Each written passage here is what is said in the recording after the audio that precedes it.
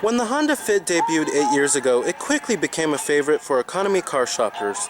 But with flexible configurations for interior seating and cargo and a fuel-efficient engine, the Fit proved that you didn't need to suffer an anonymous econo box just for good gas mileage. But for 2015, the Fit looks to stick with these roots and offer much more technology and luxury features. But is it class competitive? Let's go ahead and find out. Now here's the key fob for the vehicle. I love the new key fob for the Honda Fit. Much better than the last generation. Feels much more premium, and you do have smart key access too, and remote keyless entry and your panic button. And here's your unlock and your lock. Now the styling, I have to say, is very unique and very distinctive, and the front reminds me of the 2014 Honda Civic Coupe, and they kind of borrowed some looks from it, I have to say. And while it's quite bulbous, some of you may not like it, however I do like it. And then you have a nice crease running along the sides, and overall it's a pretty stylish package compared to the last generation Fit. And here's the last generation right here. Now there's essentially many new options you can get on the Fit, including a leather interior, Honda's unique lane watch system, as well as a navigation system too. Many more features than you can get on the last generation Fit. Now this Fit you're looking at right here is the EXL with Navi. It is fully loaded, the top trim that you can get on the Fit. And then you have these pretty good looking 16-inch alloy wheels, which have the typical Honda design to them. Now this color is known as the Alabaster Silver Metallic exterior. And you do have smart key access on the driver's door and the passenger door too, which is a first for the Fit. And then you do have a black leather interior, and a leather interior is also a first for the Fit. And you do have manual driver's seat adjustments too.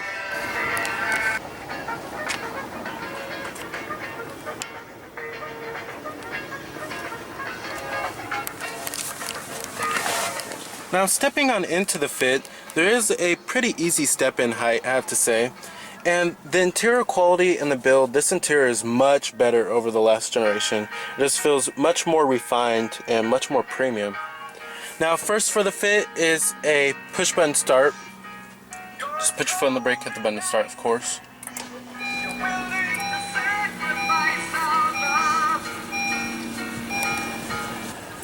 And you do have a leather wrapped steering wheel. Now I particularly love this design of the steering wheel. You will find the steering wheel design in many other Hondas. Now coming to your gearbox, you will find the one and only CVT automatic transmission, and you do have a sport mode as well, and it is wrapped in a very nice leather. Your e-brake is right here, and you do have manual shiftability via the paddle shifters when you put it into sport mode. And you do have a multi-angle rear view camera. You can change the different views. Nice little nifty feature. And let's go ahead and cut on the lights. You do have your fog lights, of course, and the hazards. Only the driver's window is automatic in the Fit. And let's go ahead and check out the engine bay. Pop the hood.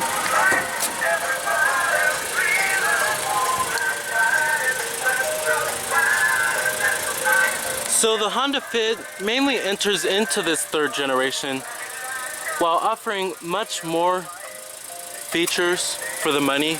Many luxury car features that you won't find in other small economy cars, and offering a very high quality and premium feel that is true to the Honda name.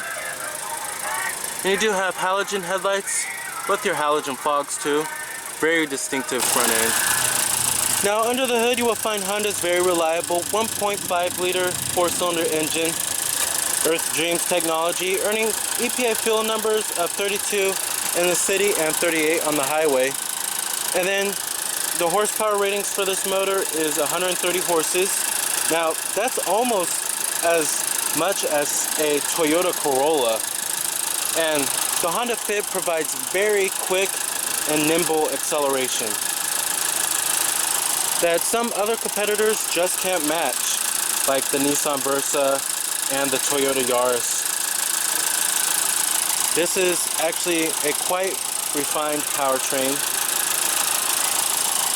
And the CVT automatic is not what you would expect in a CVT. It's not like Nissan's where it drones a lot, and this is a very responsive CVT. Very refined powertrain.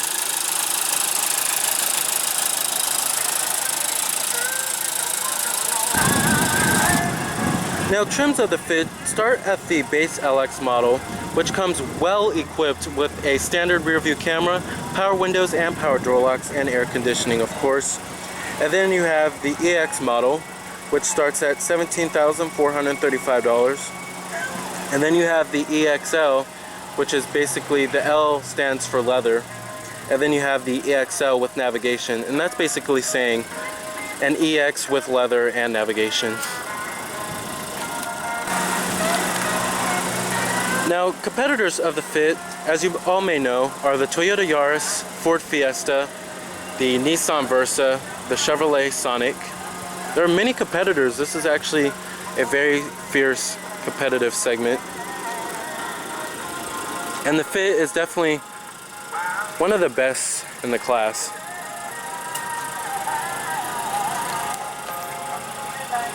Now, coming to the rear, you have full LED taillights with your wedge-shaped design.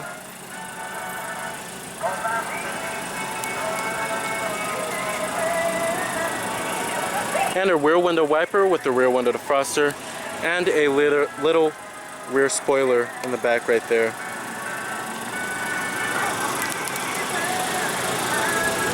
Now, like I said, EPA estimates are 32 in the city and 38 on the highway. And total vehicle price for this particular Fit is $21,590. Power door locks, power mirrors, and power windows.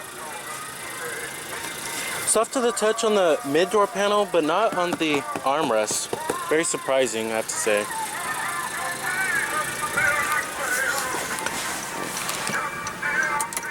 And let's go ahead and rev up that 1.5 liter and see how she sounds.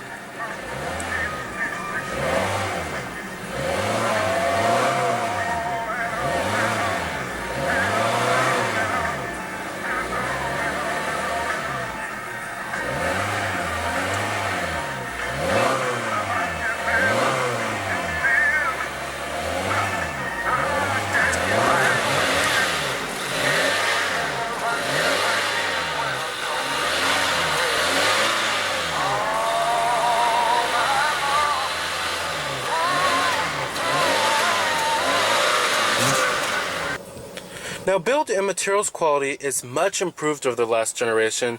Many cars nowadays are improving over their last generation when it comes to build and materials. I feel like the late 2000s and the early 2010s were kind of a depressing era for build and materials in a lot of cars. But like I said, the mid-door panel is soft touch, but up here it is hard plastic, but it does have a much nicer graining than the last generation Fit.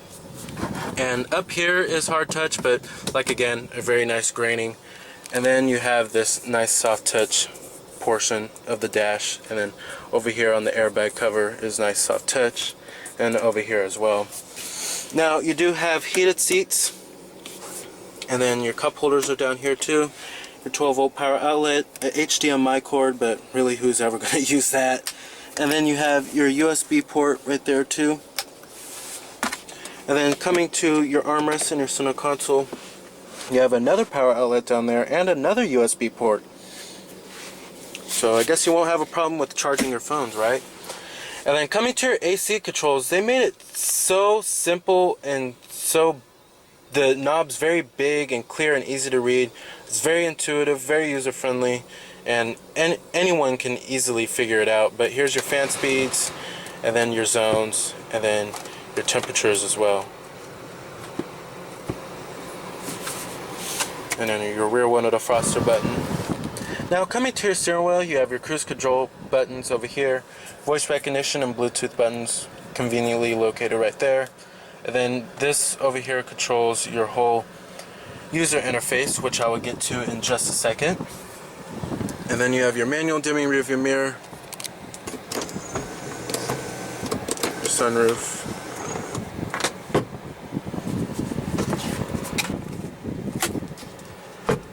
Now coming to your gauge cluster, I particularly like these gauges. I actually like them better than the Honda Accords, I have to say. I really like the blue going around the speedometer.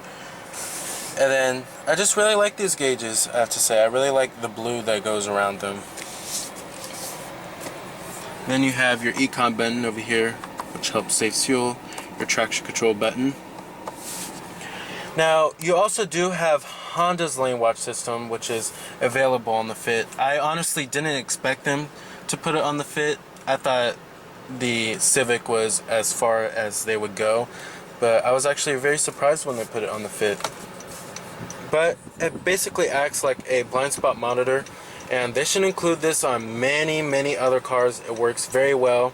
My family has a 2014 Honda Accord Touring, and they use it all the time too, and I just love this feature. They need to put it on many more cars. Works very well. And it only happens when you signal to the right, because the camera is only on the right side mirror.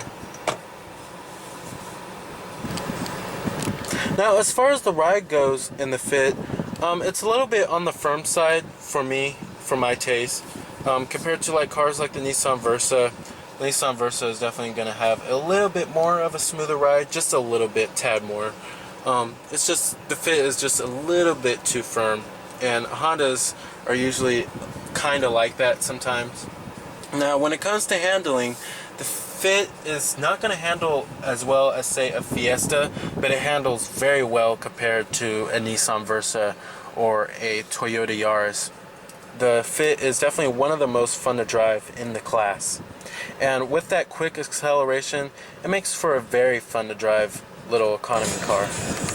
Now let's get to the seating comfort. The seating is actually pretty nice, I have to say. Now you do have some pretty well bolstered seats for an economy car, and I quite like them a lot. They're a little on the firm side, however I do like the side bolsters, which provide you with great support.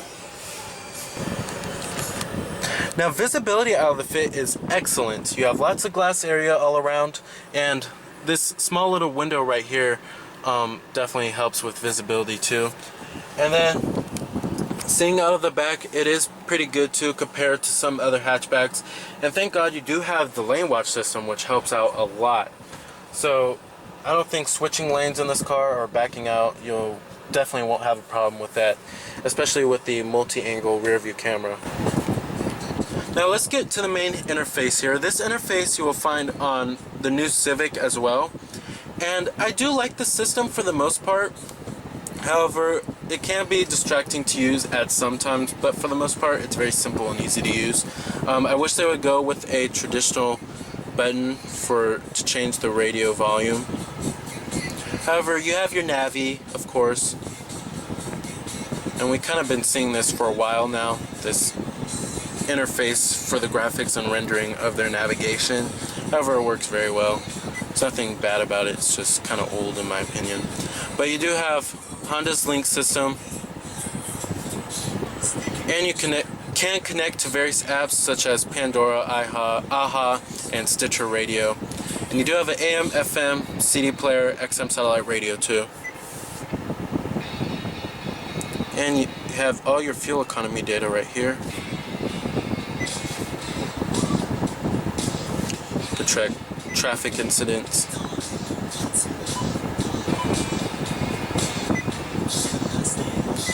Trip computer.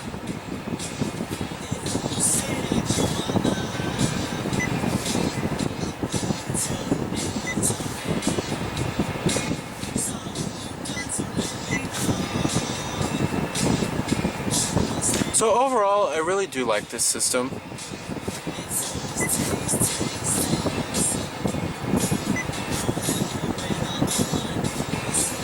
Change different settings for your lane watch.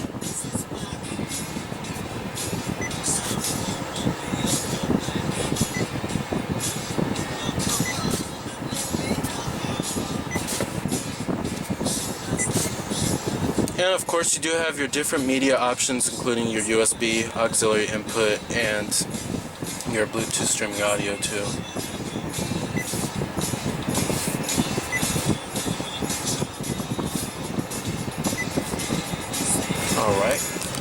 Alright, and let's go ahead and shut down the fit. Let's go ahead and check out the rest of the car, including the trunk capacity as well as the rear seat space.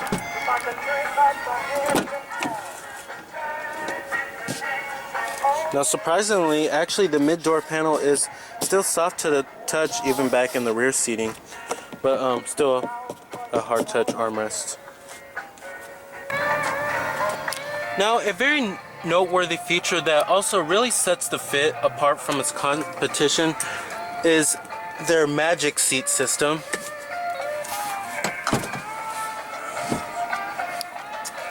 It creates for a lot of space back here for some cargo. Very versatile, very versatile. And it is 60-40 split as well. Now sitting back here in the Fit, I'm about 5'11". This is where my driving position would be, and I have tons of room to spare for an economy car.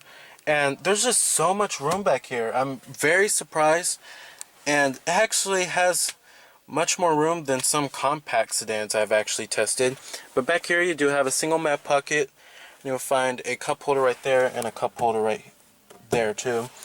But no rear center armrest or anything like that. I kind of expected that. However, it's just very comfortable back here.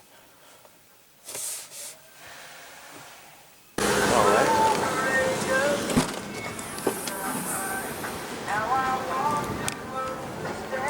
Now coming to your trunk capacity, it is quite roomy, I have to say, and the rear seats do fold down to maximize cargo room by pulling these up right here.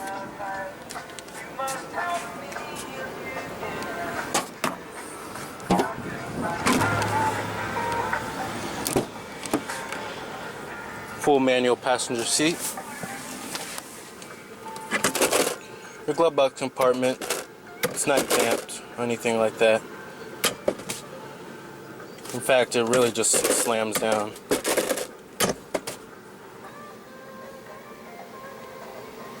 Alright. So the Fit, it remains to be a very fuel-efficient, fun, and versatile economy car.